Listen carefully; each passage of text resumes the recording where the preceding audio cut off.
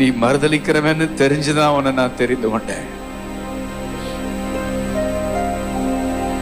நீ பலவீனன்னு தெரிஞ்சுதான் நான் உன்னை தெரிந்து கொண்டேன். நான் உன்னை பலப்படுத்தி உனக்கு சகாயம் செய்கிற கர்த்தர்.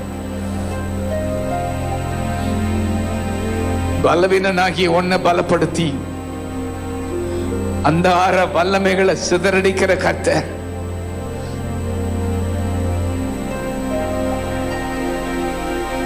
கூனி குறுகி நிக்கிற,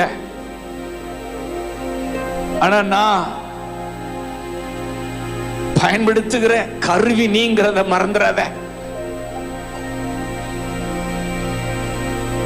எனக்கு முன்னாடி கூனி குறுகி நிக்கிற,